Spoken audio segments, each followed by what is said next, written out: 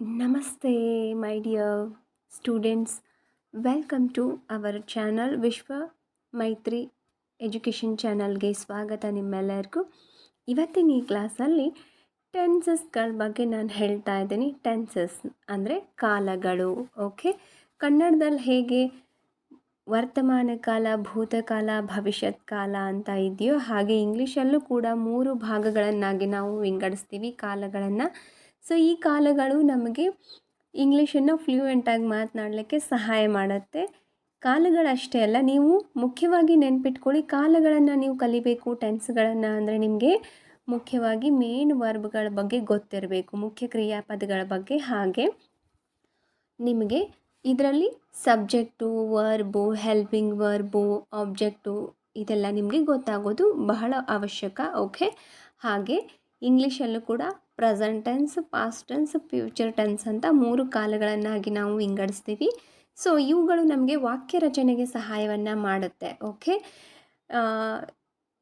ಯಾರೆಲ್ಲ ಹೊಸಬರು ನಮ್ಮ ಚಾನಲ್ನ ನೋಡ್ತಾ ಇದ್ದೀರೋ ದಯಮಾಡಿ ಚಾನಲ್ನ ಸಬ್ಸ್ಕ್ರೈಬ್ ಮಾಡ್ಕೊಳ್ಳಿ. ಈ ವಿಡಿಯೋ ನಿಮಗೆ ಇಷ್ಟ ಆಗಿದ್ದರೆ ವಿಡಿಯೋಗೆ ಲೈಕ್ ಮಾಡಿ, ಹಾಗೆ ಇದನ್ನು ನಿಮ್ಮ ಫ್ರೆಂಡ್ಸ್ಗೆಲ್ಲ ಶೇರ್ ಮಾಡಿ ಫ್ರೆಂಡ್ಸ್. ಓಕೆ, ಬನ್ನಿ ಮಕ್ಕಳೇ ನೋಡೋಣ ಇವಾಗ. ಸೊ ನೋಡಿ, ಇಲ್ಲಿ ನಾನು 3 ವಾಕ್ಯಗಳನ್ನು ಕೊಟ್ಟಿದ್ದೀನಿ. ಫಸ್ಟ್ ಒನ್ನಲ್ಲೇನಿದೆ, ಶ್ಯಾಮನು ಈಗ ಶಾಲೆಗೆ ಹೋಗುತ್ತಾನೆ. ಶ್ಯಾಮ್ ಗೋಸ್ ಟು ಸ್ಕೂಲ್ ನಾವು. ಓಕೆ, ನಾವು ಅಂದರೆ ಈಗ.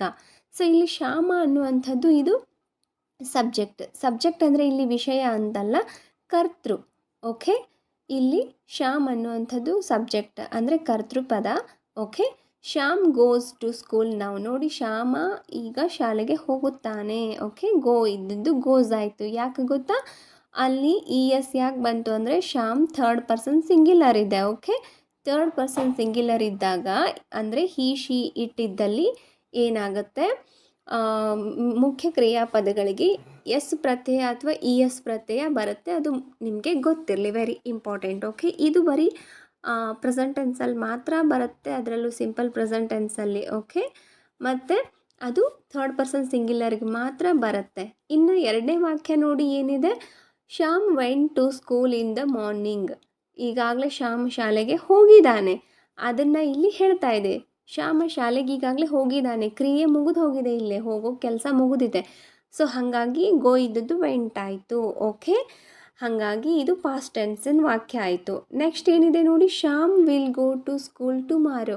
ಶ್ಯಾಮನು ನಾಳೆಗೆ ಶಾಲೆಗೆ ಹೋಗುವನು. ನೋಡಿ, ಇಲ್ಲಿ ವಿಲ್ ಗೋ ಟು ವಿಲ್ಲೇ ಇದೆ. ಓಕೆ, ಸೊ ಇಲ್ಲಿ ವಿಲ್ ಇರೋದ್ರಿಂದ ಮೇನ್ ವರ್ಬನ್ನು ನಾವು ಆ್ಯಸ್ ಇಟ್ ಈಸಲ್ಲೇ ಇಟ್ಟಿದ್ದೀವಿ V1ನಲ್ಲಿ. ಯಾಕಂದರೆ ವಿಲ್ ಅನ್ನೋದೇ ಈ ಹೆಲ್ಪಿಂಗ್ ವರ್ಬ್ ಈಗಾಗಲೇ ನಮಗೆ ಇದು ಫ್ಯೂಚರ್ ಟೆನ್ಸ್ ತೋರಿಸ್ತಾ ಇರೋದ್ರಿಂದ ಇಲ್ಲಿ ಮುಖ್ಯ ಕ್ರಿಯಾಪದನ ನಾವು ಮತ್ತೆ ಪಿನಲ್ಲಿ ಅಂದರೆ V3ನಲ್ಲಿ ಬರೆಯೋ ಅವಶ್ಯಕತೆ ಇಲ್ಲ. ವಿಲ್ ಅಂತ ಈಗಾಗಲೇ ಇದೆಯಲ್ಲ ಹೆಲ್ಪಿಂಗ್ ವರ್ಬ, ವಿಲ್ ಶಾಲಾ, ಅದೇ ನಮಗೆ ಫ್ಯೂಚರ್ ಟೆನ್ಸನ್ನು ತೋರಿಸೋದ್ರಿಂದ. ಓಕೆ, ಹಾಗಾಗಿ ನಾವು ಮೇನ್ ವರ್ಬ್ಗಳನ್ನು ಆ್ಯಸ್ ಇಟ್ ಈಸ್ ಫಾರ್ಮಲ್ಲೇ ಇಡೋದು, V1ನಲ್ಲೇ ಇಡೋದು ಮುಖ್ಯ ಆಗಿರುತ್ತೆ. ಓಕೆ, ಇನ್ನು ಈಗ ಗೊತ್ತಾಯ್ತಲ್ಲ, ಗೋ ವೆಂಟ ಗಾನ್ ಆಗುತ್ತೆ. ಸೊ ಯಾಕೆ ನಾವಿಲ್ಲಿ ಗಾನ್ ಬರೆದಿಲ್ಲ ಫ್ಯೂಚರ್ ಟೆನ್ಸಲ್ಲಿ ಅಂದರೆ ಅಲ್ಲಿ ಈಗಾಗಲೇ ವಿಲ್ ಅನ್ನುವಂಥದ್ದೇ ನಮಗೆ ಪಾಸ್ಟ್ ಟೆನ್ಸ್ ಫ್ಯೂಚರ್ ಟೆನ್ಸ್ ತೋರಿಸ್ತಾ ಇರೋದ್ರಿಂದ ನಾವು ವರ್ಬನ್ನು ಚೇಂಜ್ ಮಾಡೋ ಅವಶ್ಯಕತೆ ಇರಲಿಲ್ಲ. ಅರ್ಥ ಆಯಿತು ಅಂದ್ಕೊಳ್ತೀನಿ. ಇವುಗಳನ್ನು ನಾವು ಈಗ ನಾನು ನಿಮಗೆ ಒಂದು ಪ್ರೆಸೆಂಟ್ ಟೆನ್ಸು, ಒಂದು ಪಾಸ್ಟ್ ಟೆನ್ಸು, ಒಂದು ಫ್ಯೂಚರ್ ಟೆನ್ಸಲ್ಲಿ ವಾಕ್ಯನ ಶ್ಯಾಮ್ ಅನ್ನೋ ಕರ್ತೃಪದನ ತಗೊಂಡು ಬಳಸಿ ತೋರಿಸ್ದೆ. ಹಾಗೆ ಇದರಲ್ಲಿ ನೋಡಿ, ಈಗ ನಿಮಗೆ ಕೆಲವೊಂದಿಷ್ಟು ನಾನು ಮುಖ್ಯ ಕ್ರಿಯಾಪದಗಳನ್ನ ಕೊಡ್ತಾ ಇದ್ದೀನಿ, ವೆರಿ ಇಂಪಾರ್ಟೆಂಟ್. ಓಕೆ, ಮುಖ್ಯ ಕ್ರಿಯಾಪದಗಳನ್ನು ನೀವು ಟೆನ್ಸ್ ಕಲಿಬೇಕಂದ್ರೆ ಬೇಕೇ ಬೇಕು. ಹಾಗೆ ಟೆನ್ಸ್ ರೂಲ್ಸ್ಗಳು ಗೊತ್ತಿರಬೇಕು. ಅಂದರೆ ಆಬ್ಜೆಕ್ಟ್, ಮೇನ್ ವರ್ಬ, ಹೆಲ್ಪಿಂಗ್ ವರ್ಬ, ಸೊ ಇವೆಲ್ಲ ನಿಮಗೆ ಯಾವುದ್ಯಾವುದು ಎಲ್ಲಿ ಸೇರಿಸ್ಬೇಕು ಅನ್ನೋದು ಗೊತ್ತಿರಬೇಕು. ಮತ್ತು ವರ್ಬ್ಗಳೆಲ್ಲೆಲ್ಲಿ ಹೇಗೆ ಚೇಂಜ್ ಆಗುತ್ತೆ, ING ಪ್ರತ್ಯಯ ಎಲ್ಲಿ ಬರುತ್ತೆ, ES ಪ್ರತ್ಯಯ ಎಲ್ಲಿ ಬರುತ್ತೆ, ಎಸ್ ಪ್ರತ್ಯಯ ಎಲ್ಲಿ ಬರುತ್ತೆ, ನಿಮಗೆ ಗೊತ್ತಿರೋದು ಅವಶ್ಯಕ ಆಗಿರುತ್ತೆ. ಓಕೆ ಮಕ್ಕಳ, ನೋಡಿ ಈಗ ಇಲ್ಲಿ ನಾನು ಒಂದು 35 ಮೇನ್ ವರ್ಬ್ಗಳನ್ನು ನಿಮಗೆ ಕೊಟ್ಟಿದ್ದೀನಿ. ಸೊ ಇವುಗಳನ್ನ ನೀವು ಬರೆದಿಟ್ಕೊಂಡು ಪ್ರಾಕ್ಟೀಸ್ ಮಾಡ್ಕೊಳ್ಳಿ. ಇದೆಲ್ಲ ತುಂಬ ಸಿಂಪಲ್ ವರ್ಬ್ಗಳಾಗಿರುತ್ತೆ. ಓಕೆ, ನಿಮಗೇನು ಕಷ್ಟ ಅನಿಸಲ್ಲ. ಸೊ ನಿಮ್ಗೆ ಇನ್ನೂ ಹೆಚ್ಚಿನ ಮೇನ್ ವರ್ಬ್ಗಳು ಬೇಕಂದರೆ ನೀವು ನನಗೆ ಕಮೆಂಟ್ ಮಾಡಿ ವೆರಿ ಇಂಪಾರ್ಟೆಂಟ್. ನಿಮಗೆ ಗೊತ್ತಾ 4,000 ಮೇನ್ ವರ್ಬ್ಸ್ಗಳಿದೆ. ಅದು ರೆಗ್ಯುಲರು, ಇರ್ರೆಗ್ಯುಲರ್ ಅದೊಂದು 2,000 ಮಟ್ಟ ಇದೆ. ಓಕೆ, ನಾನು ನಿಮಗೆ ಹಂತವಾಗಿ ಎಲ್ಲನೂ ಕಲಿಸ್ತಾ ಹೋಗ್ತೀನಿ. ಓಕೆ, ಬಿಕಾಸ್ ದ್ಯಾಟ್ ಶಬ್ದ ಸಂಗ್ರಹ ವೆರಿ ಇಂಪಾರ್ಟೆಂಟ್ ಒಂದು ಲ್ಯಾಂಗ್ವೇಜ್ ಕಲಿಬೇಕಾದ್ರೆ. ಓಕೆ, ನೋಡಿ, already just few minutes ago I told that. Okay, ನೋಡಿ, ಪ್ರೆಸೆಂಟ್ ಟೆನ್ಸ್ ಅಂದರೆ ವರ್ತಮಾನ ಕಾಲ, ಪಾಸ್ಟ್ ಟೆನ್ಸ್ ಅಂದರೆ ಭೂತಕಾಲ, ಫ್ಯೂಚರ್ ಟೆನ್ಸ್ ಅಂತಂದರೆ ಭವಿಷ್ಯತ್ ಕಾಲ. ಓಕೆ, ಕನ್ನಡದಲ್ಲಿ ಇಂಗ್ಲೀಷಲ್ಲಿ ನಾನಿಲ್ಲಿ ಕೊಟ್ಟಿದ್ದೀನಿ, ನಿಮಗೆ ಗೊತ್ತಿರಲಿ. ಈಗ ಈ ಏನು 3 ಕಾಲಗಳಿದೆಯಲ್ವಾ, ಸೊ ಇಂಗ್ಲೀಷಲ್ಲಿ ಏನಾಗುತ್ತೆ, ಈ 3 ಕಾಲಗಳನ್ನು ಮತ್ತೆ ನಾವು 4 ಭಾಗ ಮಾಡ್ಕೊಳ್ತೀವಿ ಒಂದೊಂದು ಟೆನ್ಸಲ್ಲಿ. ಓಕೆ, ಅಂದರೆ ಈಗ ಪ್ರೆಸೆಂಟ್ ಟೆನ್ಸ್ ಅಂತ ಒಂದು ತಗೊಳ್ಳೋಣ. ಪ್ರೆಸೆಂಟ್ ಟೆನ್ಸಲ್ಲಿ ಮತ್ತೆ simple present tense, present continuous, present perfect, ಹಾಗೆ 4ನೇದು ಪ್ರೆಸೆಂಟ್ ಪರ್ಫೆಕ್ಟ್ ಕಂಟಿನ್ಯೂವಸ್ ಟೆನ್ಸ್ ಅಂತ. ಹೀಗೆ ಪಾಸ್ಟಲ್ಲೂ ಕೂಡ ಹಾಗೆ 4 ಕಾಲಗಳನ್ನ ನಾವು ಡಿವೈಡೆಡ್ ಮಾಡ್ತೀವಿ. ಅಂದರೆ simple past, past continuous, past perfect, ಹಾಗೆ ಪಾಸ್ಟ್ ಪರ್ಫೆಕ್ಟ್ ಕಂಟಿನ್ಯೂವಸ್ ಟೆನ್ಸ್. ಹಾಗೆ ಫ್ಯೂಚರ್ ಟೆನ್ಸಲ್ಲೂ ಕೂಡ simple future, future continuous, future perfect, ಹಾಗೆ ಫ್ಯೂಚರ್ ಪರ್ಫೆಕ್ಟ್ ಕಂಟಿನ್ಯೂವಸ್ ಟೆನ್ಸ್ ಅಂತ ಈ ಮತ್ತೆ 3 ಕಾಲಗಳಲ್ಲಿ 4 ಕಾಲಗಳನ್ನ ನಾವು ಮಾಡ್ತೀವಿ. ಅಂದರೆ ಒಟ್ಟು 12 ಟೆನ್ಸಸ್ ಆಯಿತು. ಓಕೆ, 3 ಕಾಲಗಳನ್ನು 4ರಂತೆ ಡಿವೈಡ್ ಮಾಡಿದ್ರೆ ಅದು 12 ಕಾಲಗಳಾಯಿತು. ಓಕೆ, ಇವುಗಳಲ್ಲಿ ಹೆಲ್ಪಿಂಗ್ ವರ್ಬ್ ಆಯಿತು, ಮೇನ್ ವರ್ಬ್ಗಳಾಯಿತು, ಚೇಂಜ್ ಆಗುತ್ತೆ ಟೆನ್ಸಸ್ ಚೇಂಜ್ ಆದಾಗೆ. ಓಕೆ, ಅವುಗಳನ್ನ ನೀವು ಮುಂದೆ ಹೋಗ್ತಾ ಹೋಗ್ತಾ ಕಲಿತೀರಾ. ಇನ್ನು ಮುಂದೆ ನಾನು ಡೈಲಿ ಟೆನ್ಸ್ಗಳ ಮೇಲೆ ಕ್ಲಾಸಸ್ ಅಪ್ಲೋಡ್ ಮಾಡ್ತಾ ಇರ್ತೀನಿ. ತಪ್ಪದೆ ಪ್ರತಿದಿನ ನಮ್ಮ ಚಾನಲ್ನ ನೋಡ್ತಾ ಇರಿ. ಚಾನಲ್ನ ದಯಮಾಡಿ ಸಬ್ಸ್ಕ್ರೈಬ್ ಮಾಡ್ಕೊಳ್ಳಿ. ಹಾಗೆ ಆಲ್ ಅನ್ನೋ ನೋಟಿಫಿಕೇಷನ್ ಸೆಲೆಕ್ಟ್ ಮಾಡಿಕೊಂಡ್ರೆ ಪ್ರತಿದಿನ ನಾನು ಅಪ್ಲೋಡ್ ಮಾಡೋ ವಿಡಿಯೋಗಳು ನಿಮಗೆ ಬೇಗ ಬಂದು ತಲುಪುತ್ತೆ. ಅಗದಿ ಸುಲಭವಾಗಿ ನೀವು ಇಂಗ್ಲೀಷನ್ನು ಕಲಿಬಹುದು. ಫಸ್ಟು ಗ್ರಾಮರ್ ಕಲಿತು ಬಿಡೋಣ ನಾವು. ಓಕೆ, ಗ್ರಾಮರ್ ಆದಮೇಲೆ ನಿಮಗೆ ಸ್ಪೋಕನ್ ಇಂಗ್ಲೀಷ್ ನಾನು ಪ್ರಾರಂಭಿಸ್ತೀನಿ. ಓಕೆ, ದಯಮಾಡಿ ವಿಡಿಯೋಗೊಂದು ಲೈಕ್ ಮಾಡಿ ಡಿಯರ್ ಸ್ಟೂಡೆಂಟ್ಸ್. ಓಕೆ, ನಿಮಗೀಗ ಅರ್ಥ ಆಯ್ತಲ್ವ? ಟೆನ್ಸ್ಗಳು 3 ಇದೆ: ಪ್ರೆಸೆಂಟ್ ಟೆನ್ಸ್, ಪಾಸ್ಟ್ ಟೆನ್ಸ್, ಹಾಗೆ ಫ್ಯೂಚರ್ ಟೆನ್ಸ್. ಈ ಒಂದೊಂದು ಕಾಲಗಳನ್ನು ಮತ್ತೆ ನಾವು 4 ಭಾಗಗಳನ್ನಾಗಿ ಮಾಡಿ ಕಲಿತೀವಿ. ಓಕೆ, ಯಾಕೆ ಗೊತ್ತಾ? ಯಾವಾಗಲೂ ನಾವು ಒಂದೇ ಥರ ಮಾತಾಡೋಕ್ಕಾಗಲ್ಲ. ಒಂದು ಕ್ರಿಯೆ ನಡೀತಾ ಇರೋದ್ರ ಬಗ್ಗೆ ಮಾತಾಡ್ತೀವಿ, ಮತ್ತೊಂದು ಸತಿ ಕ್ರಿಯೆ ಪೂರ್ತಿ ಮುಗ್ದಿರೋದ್ರ ಬಗ್ಗೆ ಮಾತಾಡ್ತಾ ಇರ್ತೀವಿ, ಮತ್ತೊಂದು ಸಲ ಪ್ರೆಸೆಂಟ್ ಟೆನ್ಸಲ್ಲೇ ಪಾಸ್ಟ್ ಟೆನ್ಸದ್ದು ಮಾತಾಡ್ತಿರ್ತೀವಿ ಅಲ್ವಾ? ಈಗ ಹಿಂದೆ ಮುಗಿದು ಹೋಗಿದ್ದನ್ನು ನಾವು ಮಾತಾಡ್ತಿರ್ತೀವಿ, ಅಥವಾ ಮುಂದೆ ಆಗೋದನ್ನು ಕೂಡ ನಾವು ಇವಾಗ ಮಾತಾಡ್ತಿರ್ತೀವಿ. ಫಾರ್ ಎಕ್ಸಾಂಪಲ್, ನೆಕ್ಸ್ಟ್ ವೀಕ್ ನಾವು ಊರಿಗೆ ಹೋಗ್ತಾ ಇದ್ದೀವಿ, ಅಥವಾ ನೆಕ್ಸ್ಟ್ ವೀಕ್ ನಾವು ಪ್ರವಾಸಕ್ಕೆ ಹೋಗ್ತಾ ಇದ್ದೀವಿ, ಅಥವಾ ಮುಂದಿನ ತಿಂಗಳಲ್ಲಿ ನಮಗೆ ಹೊಸ ಮನೆ ಗೃಹ ಪ್ರವೇಶ ಇದೆ, ಅಥವಾ ಇನ್ನು 6 ತಿಂಗಳಾದಮೇಲೆ ನಮ್ಮ ಮನೆಯಲ್ಲಿ ನಮ್ಮ ಸಿಸ್ಟರ್ ಅಥವಾ ಬ್ರದರ್ದು ಮ್ಯಾರೇಜ್ ಇದೆ. ಸೊ ಈ ಥರ ಎಲ್ಲ ನಾವು ಮಾತಾಡ್ತಿರ್ತೀವಿ. ಮುಂದಾಗೋದನ್ನು ಇವಾಗ ಮಾತಾಡ್ತಿರ್ತೀವಿ, ಆಗಿ ಹೋಗಿದ್ದನ್ನು ಮಾತಾಡ್ತಿರ್ತೀವಿ. ಹಾಗಾಗಿ ಇಲ್ಲಿ ಕಾಲಗಳ ಬದಲಿ ಆಗುತ್ತೆ. ಅದು ಬದಲಿ ಆದ ಹಾಗೆ ಅದರ ರೂಪರೇಷೆಗಳು ಬದಲಿ ಆಗುತ್ತೆ. ರೂಪರೇಷೆಗಳು ಅಂದರೆ ಇಂಗ್ಲೀಷಲ್ಲಿ ನಾವು ಇದು ಚೇಂಜ್ ಆಗುತ್ತೆ. ಯಾವುದು? ಮೇನ್ ವರ್ಬ್ಗಳು ಚೇಂಜ್ ಆಗುತ್ತೆ, ಹೆಲ್ಪಿಂಗ್ ವರ್ಬ್ಗಳು ಚೇಂಜ್ ಆಗುತ್ತೆ. ಸೊ ಹಾಗಾಗಿ ಹೇಳ್ತಾ ಇದ್ದೀನಿ. ಸೊ ತುಂಬ ಈಸಿಯಾಗಿ ಕಲಿಸ್ಕೊಡ್ತೇನೆ ನಾನು ನಿಮಗೆ. ಓಕೆ, ಡೈಲಿ ನೋಡ್ತಾ ಇರಿ ಕ್ಲಾಸಸ್ನ. 1 ಮಾರ್ಕ್ಸು ಮಿಸ್ ಆಗೋಲ್ಲ ನಿಮಗೆ. 10th ಎಕ್ಸಾಮ್, ಯಾವುದೇ ಎಕ್ಸಾಮ್ 10th ಮಟ್ಟ ನಿಮಗೆ ತುಂಬ ಹೆಲ್ಪ್ ಆಗುತ್ತೆ. ಜೊತೆಗೆ ಭಾಷೆ ಕಲೀಲಿಕ್ಕೂ ಹೆಲ್ಪ್ ಆಗುತ್ತೆ ಈ ವಿಡಿಯೋಗಳು. ಓಕೆ, ನೋಡಿ, ಈಗ ಪ್ರೆಸೆಂಟ್ ಟೆನ್ಸಲ್ಲಿ ನೋಡಿ, ಫಸ್ಟ್ ಹೇಳ್ತಾ ಇದ್ದೀನಿ ಪ್ರೆಸೆಂಟ್ ಟೆನ್ಸ್ ಇವತ್ತು ಕ್ಲಾಸಲ್ಲಿ ನಾನು ಮಾಡ್ತೀನಿ. ಎಲ್ಲನೂ ಒಂದೇ ವಿಡಿಯೋದಲ್ಲಿ ಬೇಡ, ತುಂಬ ಲೆಂದಿ ಆಗುತ್ತೆ, ನಿಮಗೂ ಕನ್ಫ್ಯೂಸ್ ಆಗುತ್ತೆ ಮಕ್ಕಳೇ. ಹಾಗಾಗಿ ಡಿಯರ್ ಸ್ಟೂಡೆಂಟ್ಸ್, ಇವಾಗ ಪ್ರೆಸೆಂಟ್ ಟೆನ್ಸ್ಗಳ ಬಗ್ಗೆ ನಾನು ನಿಮಗೆ ಹೇಳಿದೆ ಅಲ್ವಾ? ನೋಡಿ, ಪ್ರೆಸೆಂಟ್ ಟೆನ್ಸಲ್ಲಿ ಅಂದರೆ ವರ್ತಮಾನ ಕಾಲದಲ್ಲಿ ಈಗ ಕೆಲವೊಂದಿಷ್ಟು ಎಕ್ಸಾಂಪಲ್ಸ್ನ ನಾನು ನಿಮಗೆ ಕೊಡ್ತಾ ಇದ್ದೀನಿ. ನೋಡಿ, ಕ್ಲಿಯರಾಗಿ ಓದ್ಕೊಳ್ಳಿ. ಆಮೇಲೆ ನೀವು ಇದನ್ನು ಬರೆದಿಟ್ಕೊಂಡು ಪ್ರಾಕ್ಟೀಸ್ ಮಾಡಿ. ಓಕೆ, ಸರಳ ಬ್ಯಾಂಕಿನಲ್ಲಿ ಕೆಲಸ ಮಾಡುತ್ತಾಳೆ. ಸರಳ works in a bank. Okay, ಇಲ್ಲಿ ಸಿಂಪಲ್ ವಾಕ್ಯ ಇದೆ. ಸರಳ ಬ್ಯಾಂಕಲ್ಲಿ ಕೆಲಸ ಮಾಡ್ತಾ ಇದ್ದಾಳೆ ಅಂದರೆ ಸರಳ ಏನು ಕೆಲಸ ಮಾಡ್ತಿದ್ದಾಳೆ ಅಂದರೆ ಅವಳು ಬ್ಯಾಂಕಲ್ಲಿ, ಅಂದರೆ ಅದು ಪ್ರತಿನಿತ್ಯದ ಕೆಲಸ ಅವಳದು. ಓಕೆ, ಇನ್ನು ಸರಳ is working in the bank.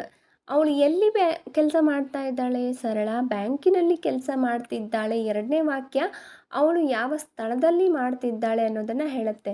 ಸರಳ ಏನು ಕೆಲಸ ಮಾಡ್ತಿದ್ದಾಳೆ ಅನ್ನೋದನ್ನು ಮೊದಲನೇ ವಾಕ್ಯ ಹೇಳಿದ್ರೆ, ಎರಡನೇ ವಾಕ್ಯದಲ್ಲಿ ಅವಳು ಎಲ್ಲಿ ಕೆಲಸ ಮಾಡ್ತಿದ್ದಾಳೆ ಅಂತ ಹೇಳ್ತಾ ಇದೆ. ಓಕೆ, ಇನ್ ಅನ್ನುವಂಥದ್ದು ನಿಮಗೆ ಗೊತ್ತಿರಬೇಕು. ಈ ಕಂಜಂಕ್ಷನ್ನು ಪ್ರಿಪೋಸಿಷನ್ಸು ನಿಮಗೆ ತುಂಬ ಇಂಪಾರ್ಟೆಂಟ್ ಆಗುತ್ತೆ, ಆರ್ಟಿಕಲ್ಗಳು ಕೂಡ. ಓಕೆ, ಹಾಗಾಗಿ ಇದೆಲ್ಲ ನಿಮಗೆ ಗೊತ್ತಿದ್ದಾಗ ಮಾತ್ರ ನಿಮಗೆ ಟೆನ್ಸ್ಗಳನ್ನ ಕಲೀಲಿಕ್ಕೆ ಸುಲಭ ಆಗುತ್ತೆ. ಚಿಂತೆ ಬೇಡ ಮಕ್ಕಳೇ, ನಾನು ಪ್ರತಿದಿನ ಎಲ್ಲನೂ ನಿಮಗೆ ಕಲಿಸ್ತಾ ಹೋಗ್ತೀನಿ. ಓಕೆ, ನೋಡ್ತಾ ಇರಿ ನಮ್ಮ ಕ್ಲಾಸ್ಗಳನ್ನ. ನೆಕ್ಸ್ಟ್ ವಾಕ್ಯ ಏನಿದೆ ನೋಡಿ, ಮೂರನೇ ವಾಕ್ಯ, ಸರಳ has worked in the bank. ಸರಳ ಬ್ಯಾಂಕಿನಲ್ಲಿ ಕೆಲಸ ಮಾಡಿದ್ದಾಳೆ ಅಂದರೆ ಇಲ್ಲಿ ವರ್ಕ್ಡ್, ಇಲ್ಲಿ ನೋಡಿ ಪಾಸ್ಟ್ ಟೆನ್ಸಲ್ಲಿ ಬಂತು, ಅಂದರೆ ಈಗ ಅವಳು ಅಲ್ಲಿ ಕೆಲಸ ಮಾಡ್ತಾ ಇಲ್ಲ ಅನ್ನೋದನ್ನು ಇದು ತೋರಿಸುತ್ತೆ. ಸರಳ ಬ್ಯಾಂಕಲ್ಲಿ ಕೆಲಸ ಮಾಡ್ತಾ ಇದ್ದಾಳೆ, ಇದ್ಲು, ಮೊದಲು ಮಾಡ್ತಾ ಇದ್ಲು, ಮಾಡಿದ್ದಾಳೆ ಅಂದರೆ ಮೊದಲು ಮಾಡಿದ್ದಾಳೆ, ಇವಾಗ ಅಲ್ಲಿ ಮಾಡ್ತಾ ಇಲ್ಲ ಅಂತ ಅದರ ಅರ್ಥ. ಓಕೆ, ಇನ್ನು ಸರಳ has been working in the bank from 4 years. ನೋಡಿ ಸಿನ್ಸ್ ಅಂತೂ ಕೂಡ ಹಾಕ್ಬೋದು ನಾವಲ್ಲಿ. ಓಕೆ, ಸಿನ್ಸ್ 4 years ಅಂದರೆ ಸರಳ ಬ್ಯಾಂಕಿನಲ್ಲಿ 4 ವರ್ಷಗಳಿಂದ ಕೆಲಸ ಮಾಡ್ತಾನೇ ಇದ್ದಾಳೆ. ದ್ಯಾಟ್ ಮೀನ್ಸ್ ಈಗಲೂ ನಡೀತಿದೆ ಅಂತ ಅರ್ಥ. ನೋಡಿ, ನಾನು ಈ 4 ವಾಕ್ಯಗಳು ನೋಡಿ, ಮೊದಲನೇ ವಾಕ್ಯ ಸಿಂಪಲ್ ಪ್ರೆಸೆಂಟಲ್ಲಿದೆ, ಎರಡನೇ ವಾಕ್ಯ ಪ್ರೆಸೆಂಟ್ ಕಂಟಿನ್ಯೂವಸಲ್ಲಿದೆ, ಮೂರನೇ ವಾಕ್ಯ ಪ್ರೆಸೆಂಟ್ ಪರ್ಫೆಕ್ಟಲ್ಲಿತ್ತು, ನಾಲ್ಕನೆಯ ವಾಕ್ಯ ಪ್ರೆಸೆಂಟ್ ಪರ್ಫೆಕ್ಟ್ ಕಂಟಿನ್ಯೂಸ್ ಟೆನ್ಸಲ್ಲಿತ್ತು. ಇಲ್ಲಿ ಒಂದೇ ವಾಕ್ಯವನ್ನು ಕೊಟ್ಟಿದ್ದೀನಿ ಅಂತ ಬೇಜಾರು ಮಾಡ್ಕೋಬೇಡಿ ಮಕ್ಕಳೇ.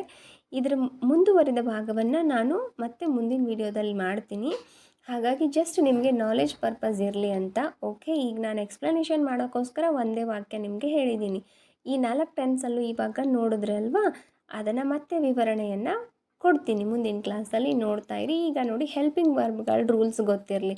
ನೋಡಿ, ಸಿಂಪಲ್ ಪ್ರೆಸೆಂಟಲ್ಲಿ ಡೂ ಡಸ್ ಎರಡೇ ಹೆಲ್ಪಿಂಗ್ ವರ್ಬ್ಗಳು ಬರುತ್ತೆ. ಓಕೆ, ಇದು ಯಾವಾಗ ಬರುತ್ತೆ ಅಂತಂದರೆ ನಾವು ಅಸರ್ಟಿವ, ಇಂಟ್ರಾಗೇಟಿವ, ನೆಗೆಟಿವ್ ಇಂಟ್ರಾಗೇಟಿವ್ ಮಾಡೋವಾಗ ಡೂ ಡಸ್ಗಳು ಬರುತ್ತೆ. ಓಕೆ,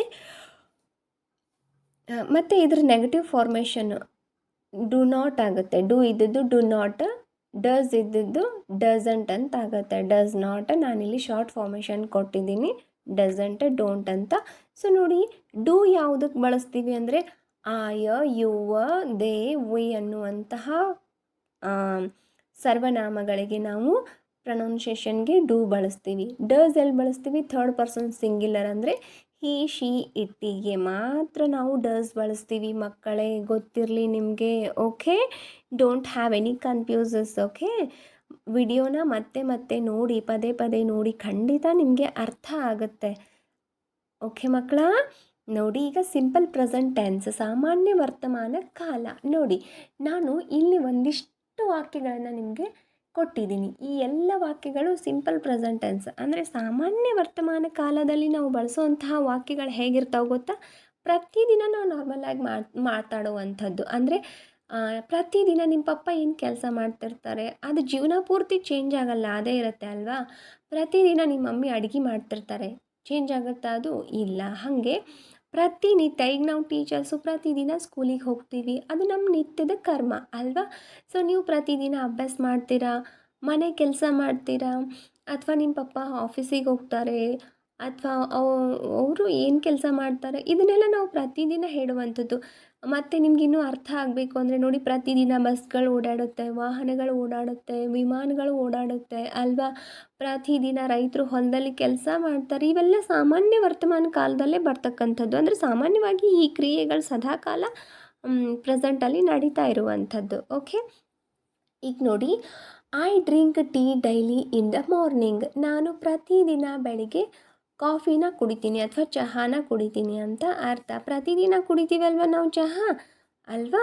ಓಕೆ, ಕೆಲವ್ರು ಮಾತ್ರ ಕುಡಿಯಲ್ಲ, ಯಾವಾಗೋ ಒಂದೊಂದು ಸಲ ಕುಡಿತಾರೆ. ಆದರೆ ರೆಗ್ಯುಲರಾಗಿ ಕಾಮನಾಗಿ ಎಲ್ರಿಗೂ ಎದ್ದ ತಕ್ಷಣ ಕಾಫಿ, ಟೀ ಅಥವಾ ಹಾಲು ಬೇಕೇ ಬೇಕು ಅಲ್ವಾ? ಇದು ಸಾಮಾನ್ಯ ವಾಕ್ಯ. Rashmi gets up at 5 o'clock in the morning. ನೋಡಿ, ರಶ್ಮಿ ಬೆಳಗ್ಗೆ 5 ಗಂಟೆಗೆ ಎದ್ದೇಳ್ತಾಳೆ. The earth moves around the sun. ನೋಡಿ, ಭೂಮಿ ಸೂರ್ಯನ ಸುತ್ತಲೂ ಚಲಿಸುತ್ತದೆ, ಹೌದಲ್ವಾ? ಇದು ಕಂಟಿನ್ಯೂಸ್ಲಿ ನಡೀತಾ ಇರುವಂಥದ್ದೇ ಅಲ್ವಾ? ಹಾಗೆ lotus is our national flower. Apple is good for health. ಕಮಲದ ಹೂವು ರಾಷ್ಟ್ರೀಯ ಹೂವಾಗಿದೆ.